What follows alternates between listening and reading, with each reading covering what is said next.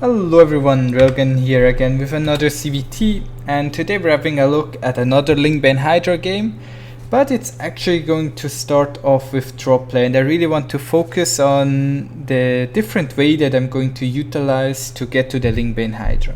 We already saw how I play Mutalisk into Linkbane Hydra, we saw the double expansion into Linkbane Hydra. And today I want to focus on the first style that I've come up with that really transitions well into Linkbane Hydra, which is the Linkbane Hydra drop opener.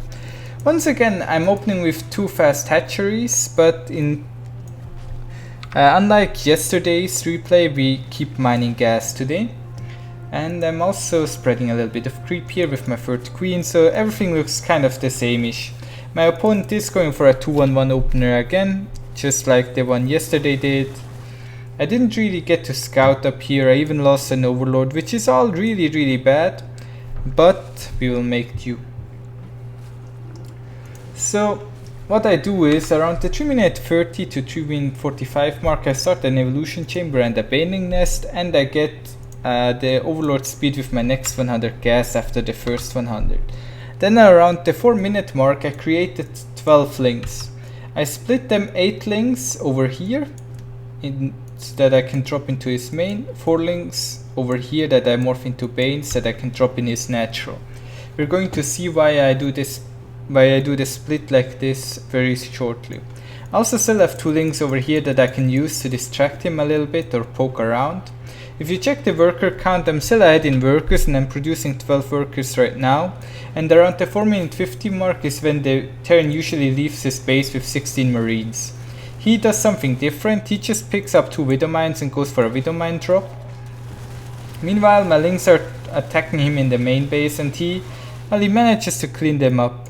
But while I distract him in the main base, I go for another drop at the natural, and even here he immediately reacts and pulls away everything.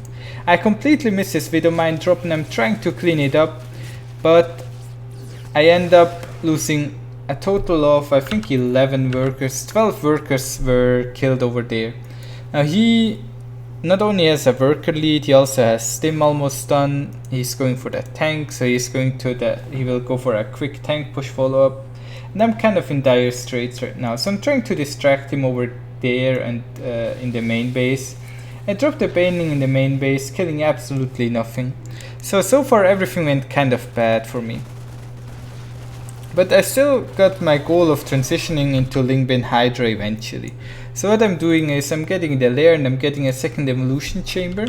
What you can tell is that I did not get the upgrades this time before I got the lair.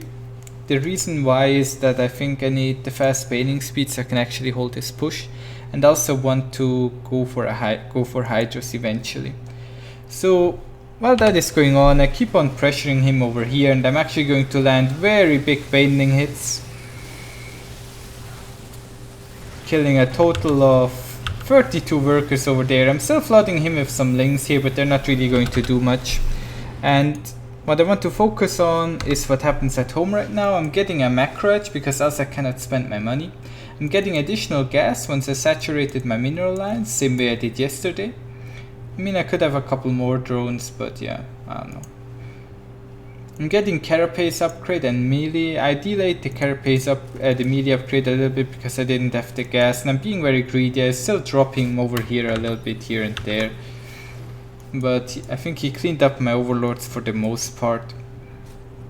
Then I'm also getting the last couple gases once I feel safe. I keep a healthy amount of units at home that I can use to defend.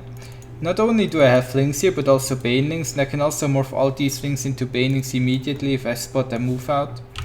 But these links over here are just kind of to keep him in check, so I know what he's doing. Even though he has very few workers, he also has mules, and mules bring him a lot of income, as we all know.